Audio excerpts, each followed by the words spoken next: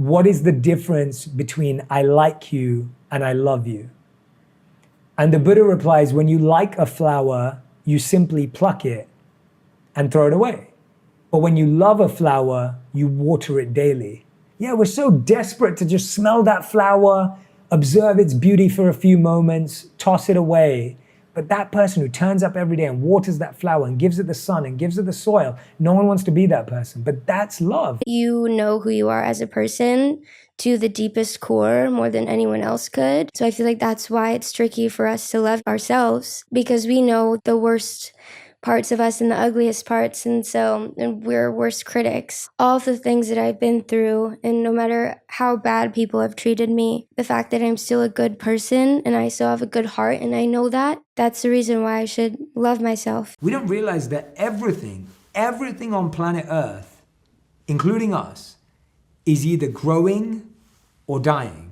You're so right. And so if you're not putting in the work to make it grow, it will naturally die. God. And so relationships are just dying every day, not because love died, kindness died, empathy died, understanding died, love never died. Saying I want a relationship and we will never fight is like saying I want a human body and I'll never feel sick. We're so healthy, we'll never fight. That doesn't make sense. Yeah. Like, no matter how healthy you are, the human body has to go through sickness and challenges to get stronger, to become more resilient, to detox, to Right. let go of things. Having compassion towards yourself whenever you're learning something is a skill, and it's not something that we exercise very much. Yes, you may be not where you want to be. Maybe you're a bit out of shape. That's okay. The difference that you have now is you have the awareness that you want to do something about it. If you're teaching your child something, if you're teaching your parents something, if we could be more supportive and notice the goodness in them and notice the positive attitude that person have and the fact that they showed up, that person is going to feel inspired. If we criticize them the first time they fumble or judge them the second time they make a mistake, that doesn't help anyone. There are so many people in the world that have mental health issues today. And in many ways, they're all traced to something in their past. And so being free of your past, not forgetting it, not reflecting on it, not having it be part of your decision process allows you to go forward and to fly from that standpoint. Literally, when you break up with someone, you're detoxing from the relationship as if you're craving a drug. It's like detoxing from a drug. So you're craving that person, but you're craving the idea in your mind of what it looked like, not what it actually was. Because guess what? That person doesn't actually want to be there. I think when we love someone, we think we have to solve their problems, and we think we have to say the perfect thing, and we think we can fix it. Actually, what we need to do is be patient and supportive and loving and kind and just be there. Yeah. And we don't have to say the perfect thing, and we don't have to have the perfect advice because we don't know what it feels like. We are not the cancer of the planet. We are supposed to be here. We now have robots trying to mine food out of the earth because we're afraid she won't provide for us. We need to be confident that we are one species that is the compilation of hundreds of thousands of species that has made life possible. We need to start to breathe together. My wife would come to me and say, I've had a really tough day. And my response would be, tell me about it. I've had a really tough week.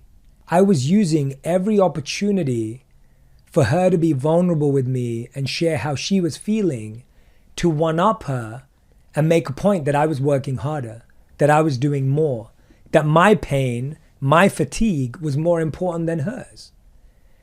What does that do? It creates no space for her to be heard or to feel connected with. And why am I doing that? Because I haven't made space to deal with my own fatigue. If I had set aside time that week to spend time with myself, then when she shared that with me, I could make space for her. My daughter Ashley taped on my mirror, happiness is something to do, someone to love, and something to look forward to. Beautiful. And Dad, you have all those things. Things that are good for you may feel bad in the moment, but feel good after. But the things that are bad for you, they feel incredible in the moment, but they don't feel so good afterwards. Love is a skill and a practice, which means you can learn to love, which means other people can learn to love, and which means you can build it as a foundation. If love is just a feeling or an emotion, then you're always trying to chase it and find it, and you don't know what it looks like. Confidence and ego are two separate things. I think a lot of athletes that I admire, they have a confidence that they are the best. And they have the ability to still glorify and appreciate someone else. Ego says there's only space for me. That's just not true. And ego's set up that way. It has to be broken by the time we die in order to let us live. And if we don't break our ego, life will break it for you. A lot of the times when we're telling our partners what to do and what they need to do more, it's because we're actually talking to ourselves.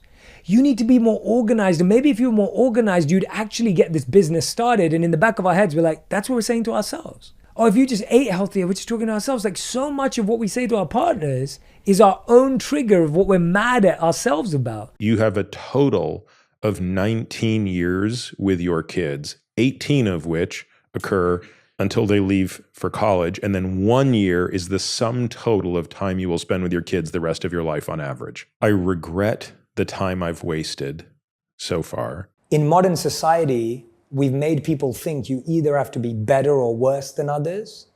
You're either ahead or behind of others, which is different.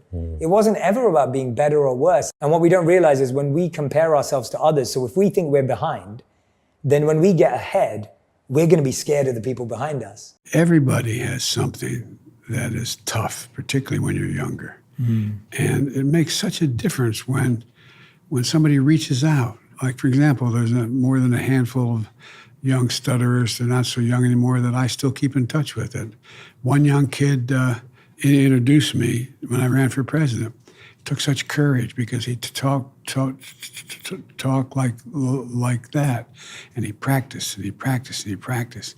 But it's had a profound impact on his life. You know, there were people who reached out to me too. Maybe that impediment was the best thing that ever happened to me.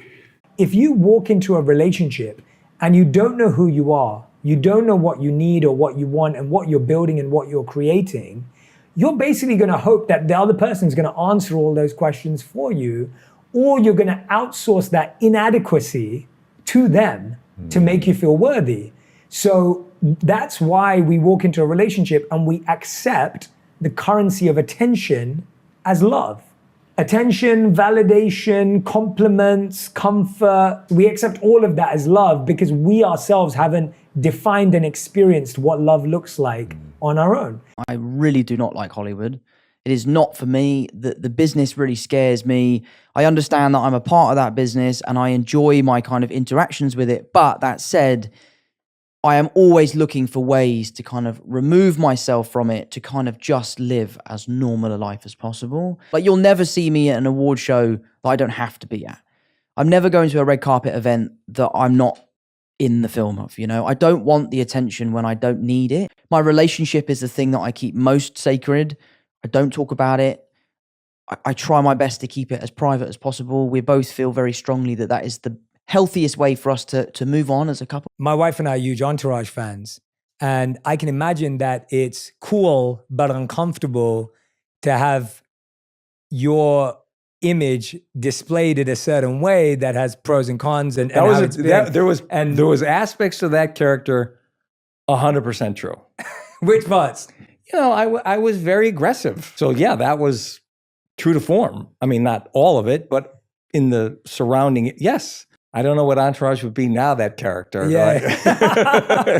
And what was stuff where you were like, that's definitely not me? Like, were there anything? Well, I don't know. To be candid, that show gave me anxiety. Yeah, I can imagine. That's what I'm saying. Yeah, it gave me a lot of anxiety to watch. So I didn't watch a lot. I did watch the episode, which I never did. I think he started to use a squirt gun on people. I didn't see that. I mean, I did see that, but I didn't do that.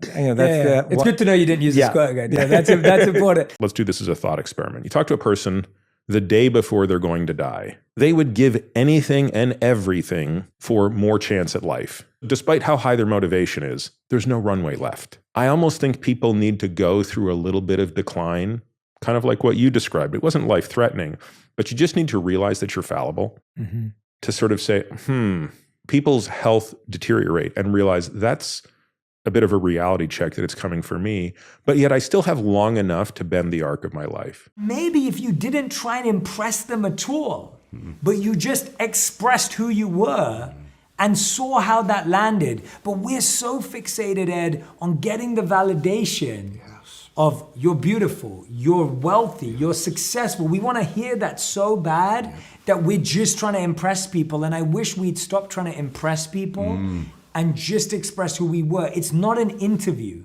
If you're scared of being alone and single and you're going into a relationship because of that fear, research shows 3 things happen.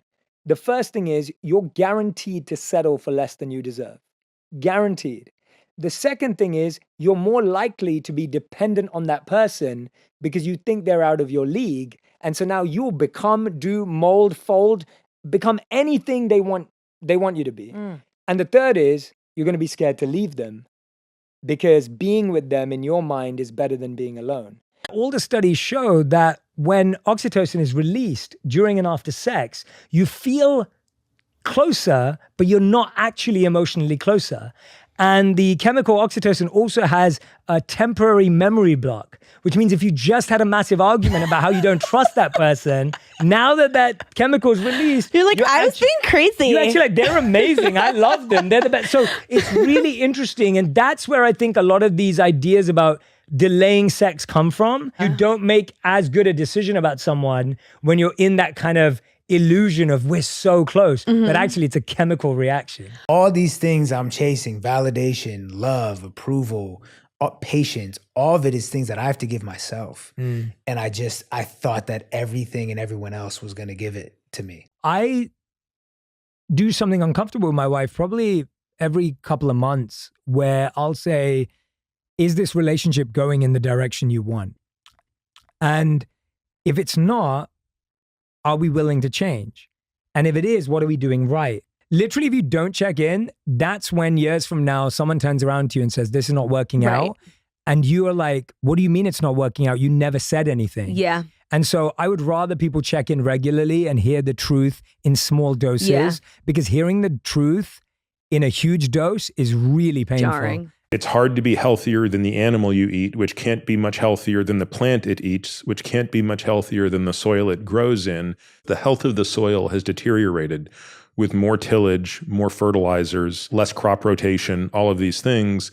The net result of that is the plants themselves are less healthy. So when you're eating a plant, you're getting less nutrient density. And of course, when you're eating meat, if you're an omnivore, the meat is also less healthy and less nutrient dense because it's eating a less nutrient dense plant, which is growing in a less nutrient dense soil. You attract what you use to impress. What I mean by that is if you use your wealth to impress someone, you attract that. If you use your body to impress someone, you attract that. That gets as subtle as it is. You have to be careful about what are you using to impress someone. I think the biggest thing is please create a 5 to 7 minute gap between waking up and looking at your phone because your phone's just gonna bombard you with negativity, noise, notifications, and news.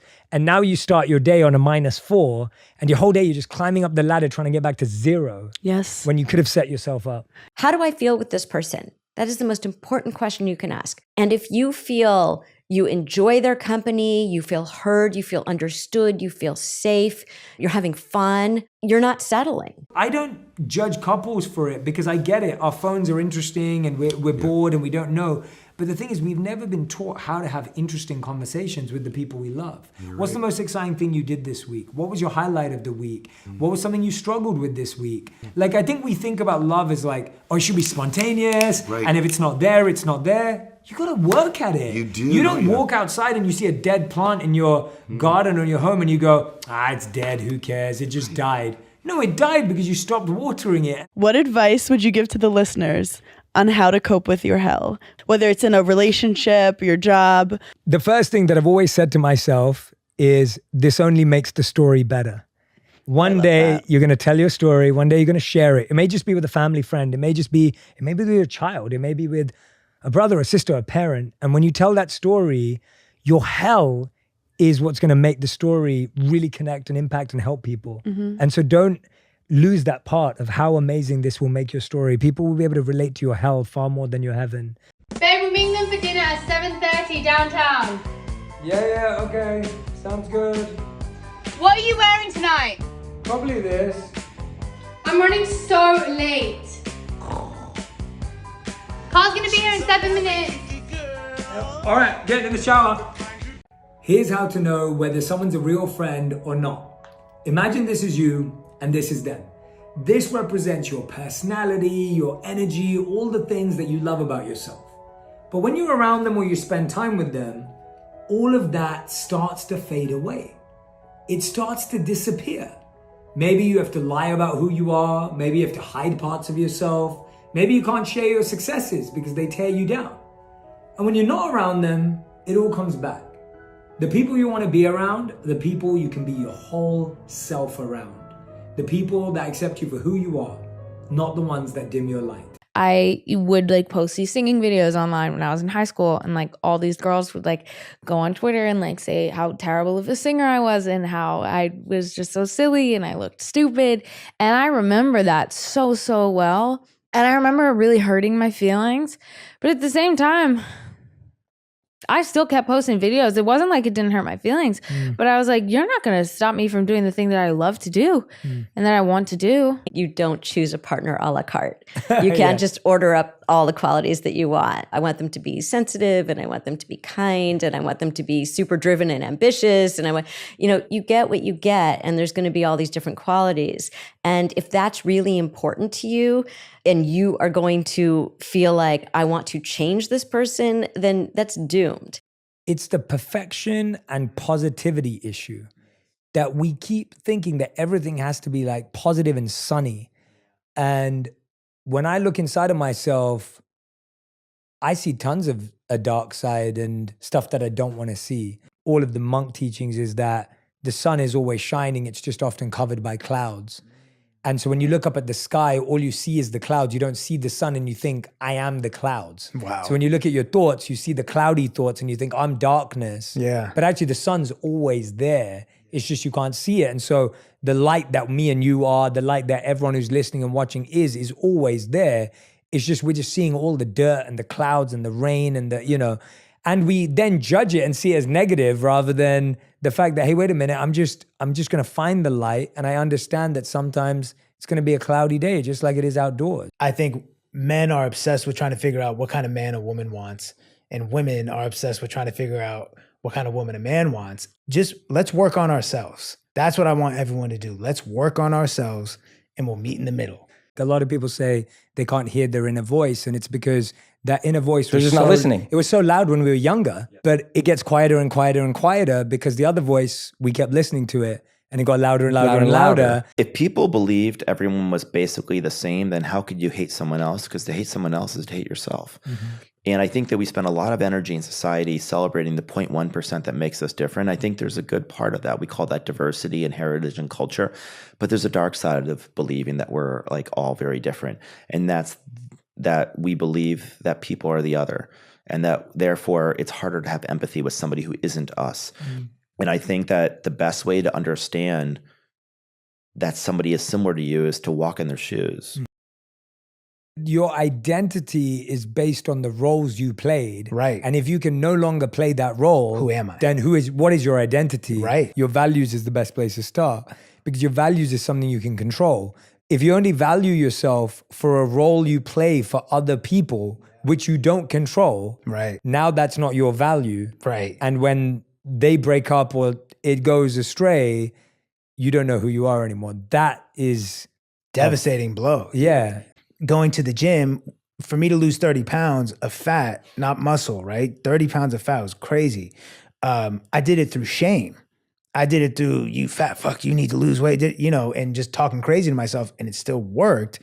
But I lost the weight and I still didn't feel good about myself. I still had a breakdown. And so now I'm looking at going to the gym as I'm celebrating my health and my body. I'm honoring the gift of being alive and being mobile. When I have brought things up, my partner tries to talk me out of the way that I feel. When I try to bring things up, my partner tries to tell me I'm wrong. When I try to bring things up, my partner shuts down. When I try to bring things up, my partner yells. So then they say, okay, I'm not going to bring things up. This is a dance that the two of you are doing. It's not just that this person is avoidant. It's that you are inviting the avoidance. So no one's to blame here. It's just that you guys are doing a dance and you both have to change your dance steps if you want to change the dynamic in the relationship. Anxiety, depression, they're not the diagnosis. They're the result of. That was like, whoa, big knowledge for me. Because I was like, oh yeah, I just have anxiety and depression. It's normal. Like, I just have panic attacks all the time. Like, no, your body is telling you something. You are processing something that you aren't letting your body feel. I remember when I quit drinking alcohol. And when I went back to my friend group that was used to me drinking alcohol and being a certain person at the party, and now I don't, it was a complete switch. I didn't have a public platform. I wasn't known, but even in my group or my community, it was like, wait a minute, Jay, have you changed, right? Or Right. when I stopped doing certain things or when I started doing certain things, we all go through these like identity deaths of who we were and who we wanted to be to who we are today. And when you're trying to make a transition, like not being as active on social media, or you're trying to make a transition of, I don't go to those places anymore, whatever it may be, I feel we all go through this moment of identity shifts. And it sounds like you've had to do that too. Eating disorders are something that you are always going to deal with and always going to have, right? And this is not to compare it to alcoholism, but it is to say that like with alcohol, you can decide to put yourself in situations where there is going to be alcohol there or not, or like you are going to decide whether to drink or not. You are never going to decide whether you can eat or not. You have to. You have to eat to survive. So it's always just like, how did I do with it today? Or how am I going to do with it tomorrow? It's a great mindset. It's like living in a gray area, which is really frustrating because I think to myself a lot, like I would love for this to be gone. But it is just not something that I'm never going to deal with. Just keep speaking your truth. Some people will like it. Some people will hate it. Some people will understand you. Some people will judge you. Just keep speaking your truth because that's all you have anyway. I think I'm working to unlearn the belief that I am not enough. And I think I'm working to unlearn the belief that I am less important and less deserving. When something bad is happening, it feels like nothing good can come from it. And the interesting thing is when something good happens, we're also equally convinced nothing bad can come from this. And the truth is those two moments can switch so quickly. And I've been at the intersection of both of them in my life. And I've just found that not seeing things as good or bad, but seeing them as just learning and lessons and healing and growth. If we can just live in that way, it's better than the dichotomy of good and bad, positive and negative. It's important to know that you can't control everything. You just can't. You can control what you do, how you react to what's going on around you, but you can't actually control everything that's happening around you. And I struggle with that on a daily basis. It's what we all crave, I think, is to be able to like be our true selves and for that version of us to be loved. Not the version where we put on the fancy clothes or it's like me at my most naked, most honest, most vulnerable. If I'm still loved then that's real love. Yeah. If I have to work or to deserve the love, then it's not based on me. Most of the time, we don't know that something exists until we experience it. When we're challenged to get out of our comfort zone by a new location, a new space, a new energy, it can help us recognize that it's possible that this other world exists. Being able to experience it, being able to feel it, can often help us feel more connected to ourselves. Connect with people who want to connect with you. I think most of our issues come when we're trying to connect with people who don't want to connect with us. Right. And I promise you, you may think you make effort with people who don't make effort with you. I promise you, there are people who make effort with you that you don't make effort with. I guarantee you, there are people there that text you more than you text them, but you don't want to text with them. You want to text with someone else. And we live in this world where we are constantly chasing, pursuing, wanting to be around different people.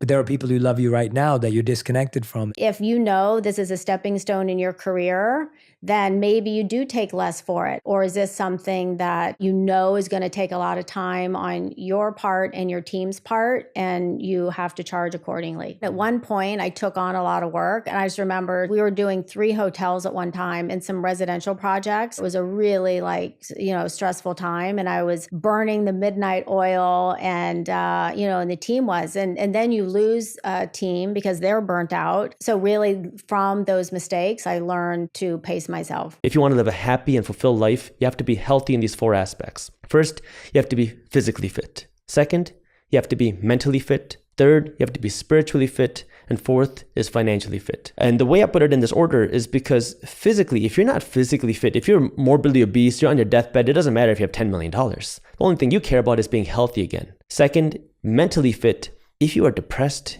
if you're anxious, if you are not surrounded by people that you love, if you're not happy, having more money is just going to make you more miserable. This is a big misconception out there where people are like, if I just make $1 million, I'm going to find the love of my life. I'm going to be liked. People are going to want to talk to me. You start to imagine this world where money is going to solve the mental aspect of your life, but that's not the case. It's its own aspect. Then there's a spiritual aspect. And this doesn't have to be religious. This is your purpose. What is the reason why you're on this earth? What are you waking up for every single day? And the call came, how do you feel? You have the #1 album in the country. And I remember saying, I've never been more unhappy in my life. And I think we mistakenly think some kind of outward success is going to change something in us, and it does not. It may make life more comfortable, but it doesn't change who we are. And any hole in ourselves that we're hoping to fill does not get filled. And if let's say you spend 20 years of your life working towards a goal that's going to solve everything, and then you finally achieve what you've been trying to do for 20 years, toiling away. I won't have any fun because I'm working for 20 years for this end, and then you get that end and nothing changes. That's when you get hopeless. Saying no is just as important to saying yes. I remember it was a really stressful time, and I missed things. I was traveling, and my family is everything, and it broke my heart. But I was also happy. I was happy that I was being fulfilled as a designer, and I am living my dream. And they see that, and it makes me an incredible mom because I get to teach them things. Mm-hmm. But yeah, spend the most amount of time with your kids now because it goes by so fast. My friend just got back from vacation with his wife, and she said to him, I wish we spent more time together. And he said, what do you mean? We just went on vacation together. And she was talking to me, and she said, but he was on his iPad or reading his book the whole time. So we didn't have any time together. I said, no, you're not looking for time. You're asking for energy. And the problem is our vocabulary says you don't give me enough time. But really what we should be saying is, I don't feel your presence. I don't feel your energy. Did you ever have a plan B? I never believed in plan B because I felt kind of like if I start having a plan B, then all of a sudden I'm becoming, in a way, a naysayer to myself. Wow, yeah, true. So because that means now that I'm saying, well, maybe this isn't working out. So to me, this is the most dangerous of all of the naysayers, is me saying no, and it's impossible maybe to myself. Maybe I'm not supposed to be liked by everybody. Maybe that's not the goal. Maybe I'm not supposed to be for everyone. Maybe I can be a little bit more sacred with my energy.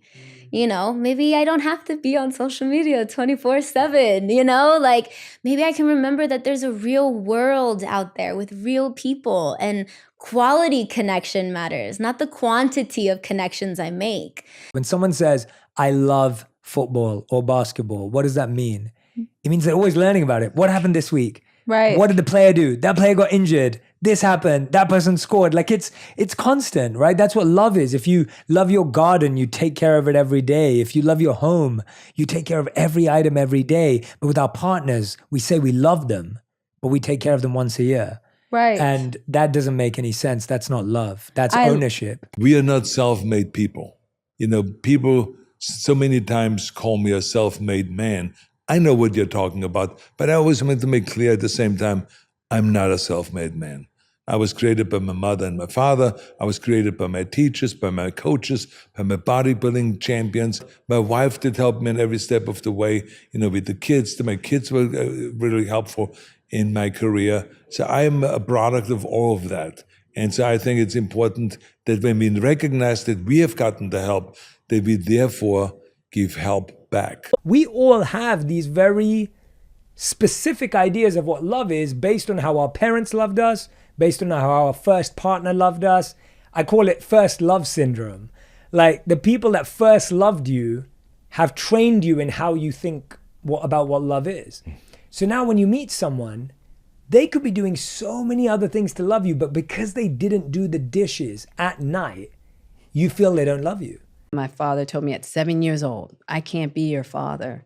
And it's just like, wow, okay, what do I do with this? What does a 7-year-old do with that? You just kind of internalize it and you kind of go, okay, what's wrong with me? What is it about me that I'm not enough for these two people to look at me as a priority? Because I see everybody else's parents and it looks like their kids are their priority. So what's wrong with me? So I internalize this idea of not being enough, not being lovable.